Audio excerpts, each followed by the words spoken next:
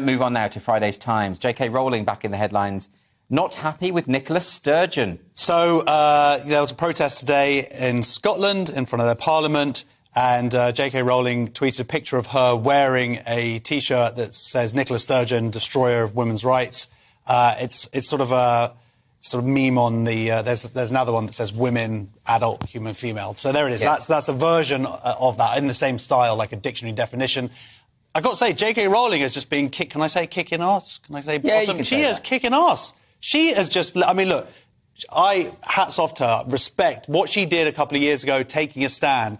Yeah. But something like she is in the trenches. Well, because and she's standing up, and she's super smart and funny, and really just funny with it, and really involved in the nitty gritty. It's not like she just puts out some sort of ethereal like initially there was her writing this essay and explaining her position. Now she's one of the players. We saw the other day, so India Willoughby put out that ridiculous tweet about claiming that criticisms or concerns about mermaids are rooted in anti-trans hatred and someone should take legal action against J.K. Rowling. And J.K. Rowling replied saying, believe me, if you want to crowdfund this, I'll be the first to sign it. Let's go to court. Let's do it. Well, that's it. J.K. Rowling is replying to loads of people, the bigger players in that movement, but also in the gender ideology movement, but also just random people. She'll just come in and just smack them down. And this is very important. So this is about the Scottish government's gender self-ID laws, which are probably going to go through anyway. But it was quite reassuring that there was a big protest today. 4 Women Scotland were the principal group behind it. I've had some of them on my show. Really great bunch of people. And, they're standing up for women's rights. Lewis, I know you're not a fan of women's rights, but nevertheless you can surely admire the gumption of people who are prepared to defend them. Well, I'm against hypocrisy more than anything. And, it's like I understand what... I did a benefit for J.K. Rowling's single mother.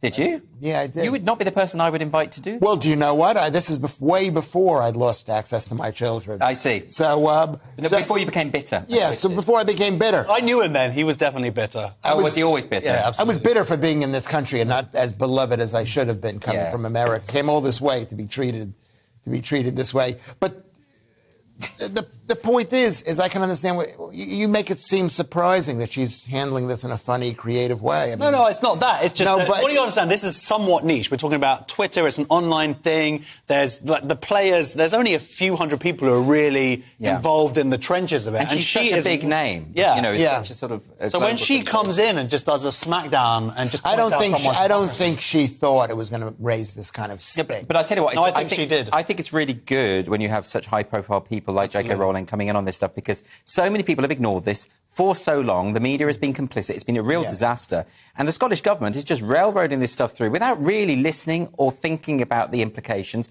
I mean, this article here talks about how Nicola Sturgeon has said that there's no evidence that changing gender recognition laws would affect women's rights. There's an awful lot of evidence and instances of the principle of gender self-identification causing actual sexual assault. Already has been doing for years. So it's not even like a hypothetical. There's all this proof that it has impacted on women's rights. That's the mad thing about it. That's in those circumstances, you need protest. You need someone to say, look, you're not listening. And that's what's happening here.